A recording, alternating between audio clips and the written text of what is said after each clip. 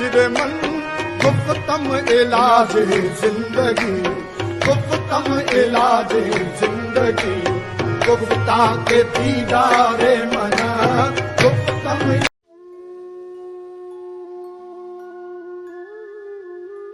یار یہ سجدہ بڑا مشکل تھا، یہ عرفہ ترین کائنات کا سجدہ تھا، کائنات کا عرفہ ترین سجدہ 61 ہجری کی 10 محرم کو ریگ کربل میں ادا کیا گیا. اور پھر وہ جو قرآن کا حکم تھا فَاسْجُدْ وَاقْتَرِب، سجدہ کر اور قریب ہو جا، نیزے پہ جب سر چڑھا ہے امام عالی مقام کا تو قرآن ہی پڑھ رہے تھے. کسی نے مصلے پہ قرآن پڑھا، کسی نے مرغزار میں پڑھا، کسی نے لالازار میں پڑھا، کسی نے دربار میں پڑھا، کسی نے زیر سایہ شاخسار پڑھا، لیکن نوکے نیزہ پر قرآن دنیا کی واحد ہستی امام عالی مقام نے پڑھا. اور اسی لیے ولایت کے تمام سلسلے، ولایت کے تمام منبع، تمام سرچشمے، تمام مصادر، تمام مآخذ مولا کائنات حضرت علی کرم اللہ وجہہ کے دربار تک پہنچتے ہیں. جس کی نسبت ادھر سے نہیں ہے وہ سلوک نہیں ہے، وہ راہ سلوک نہیں ہے. میں تصوف کا لفظ جان بوجھ کر استعمال نہیں کر رہا، کیونکہ آج کل مستری بھی فقیہ بن گئے ہیں، عالم بن گئے ہیں، انجینئر بھی عالم بن گئے ہیں، ڈاکٹر بھی عالم بن گئے ہیں. میں تو صرف ایک ادنا سا طالب علم ہوں، علم کے، ادب کے، صرف ادب اور صحافت کا طالب علم ہوں، ان شعبوں کا نہیں. ادب اور صحافت کا پریپ کلاس کا بیک بینچر طالب علم جو پیچھے بیٹھا ہوا استاد کی بات جو ہے وہ سن رہا ہے. میں صحیح کہتا ہوں، اور جو میرے محسوسات ہیں یار وہ محسوسات اور احساسات ہی کیا ہیں جن کا بوجھ الفاظ کی پلکیں اٹھا سکیں.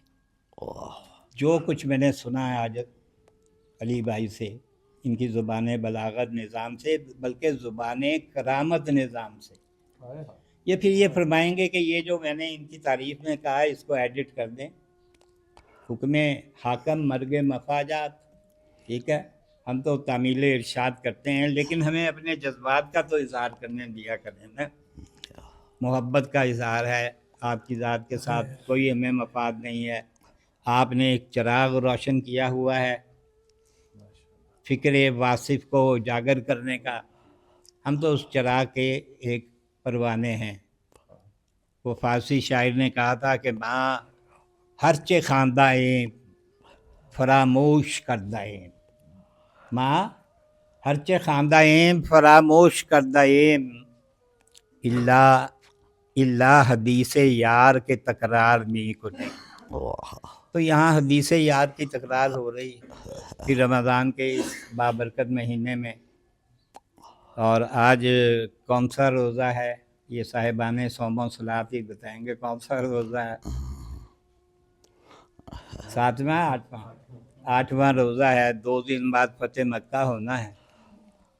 اس کا بھی ذکر کسی نہ کسی عنوان سے میرے احباب کر دیں تو بہتر ہوگا، تاکہ اس محفل میں مزید ایک موضوع شامل ہو جائے. راز وہ آپ نے بیان کر دیا اقبال کے شعر میں، کن تو کنزم مخفیہ، میں ایک مخفی راز تھا، میں نے چاہا کہ میں اپنا اظہار کر دوں.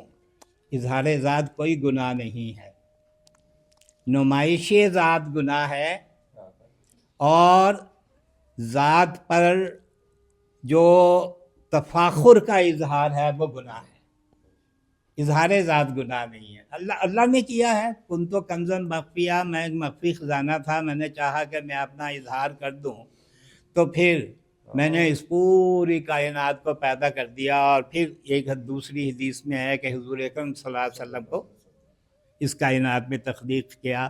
لو لاک لما کا شور ہے نا، اگر لو لا کا لما خلقت الافلاک، اگر آپ کو پیدا نہ کرنا ہوتا تو کسی، یہ بھی ایک راز ہے کائنات کی تکوین کا، کائنات کی تخلیق کا، کائنات کی تدوین کا۔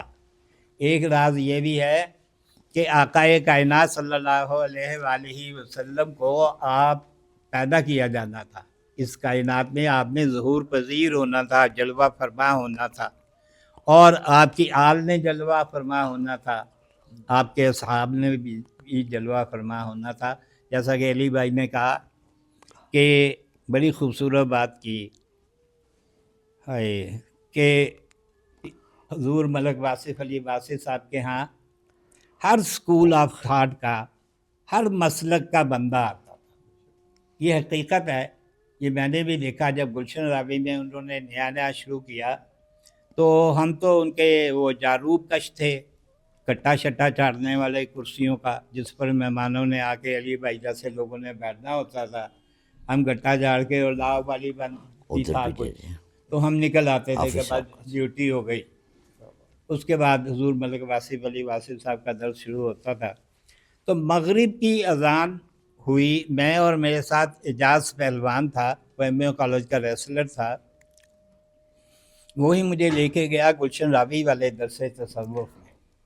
تو وہ مجھے کہنے لگا، اذان ہوئی تو اس نے کہا کہ وہ صوفی برکت علی لدھیانوی صاحب رحمۃ اللہ علیہ کا مرید تھا، میں بھی ان کے ہاں 10 دن رہ کر آیا ہوں، ان کی خانقاہ میں، صوفی برکت علی لدھیانوی صاحب کی۔ جی ان کی حیات میں ہم طالب علموں کا ایک وفد گئے تھے وہاں پر، تو دیکھیں ہم پنیری کن کی تھے، ہم پنیری تو آپ کی لگائی ہوئی تھی نا، تو جہاں جہاں پر بھی بیٹھ جائیں آپ تشریف رکھیں، جہاں جہاں پر بھی ضرورت ہوتی تھی، پتہ لگتا تھا کہ کوئی اللہ کا ولی ہے، پہنچ جاتے تھے وہاں خیرات لینے، تبرکات لینے۔ تو 10 دن وہاں رہے، وہاں آئے، انہیں دیکھا ہے، بہت بڑی لمبے قد کے، گورے چٹے، شفاف داڑھی، اور 80 سال سے اوپر عمر تھی جب میں ملا تھا۔ تو وہ ہمارا طالب علموں کا وفد جب واپس آنے لگا تو عالم یہ تھا، یہ دیکھیں یہ احترام آدمیت ہے جو اولیاء کو باقی لوگوں سے، علماء سے افضل بناتی ہے۔ ہم گناہ گار طالب علم، ان پڑھ طالب علم، ان کڑ، ایک ان پڑھ ہوتا ہے، ایک ان کڑ ہوتا ہے، ہم ان کڑ طالب علم، ہمیں وہ الوداع کہنے کے لیے آ رہے ہیں تو اپنی خانقاہ سے مرکزی دروازے تک وہ الٹے پاؤں آئے ہیں، ہماری طرف پیٹھ نہیں کی۔ یہ بھی ایک راز ہے جی۔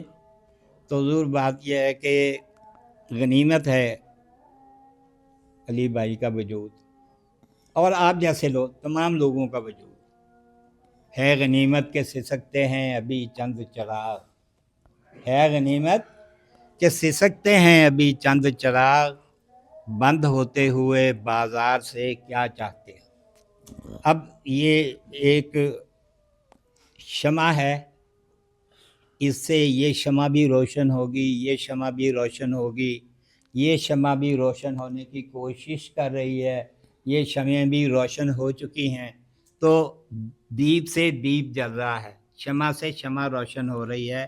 اور علی بھائی کا کمال یہ ہے کہ انہوں نے ایک دیپ مادہ تیار کر دی۔ اب یہ سلسلہ انشاءاللہ چلتا رہے گا، نہ شبم نہ شب پرستم کے حدیث خواب گویم، نہ ہم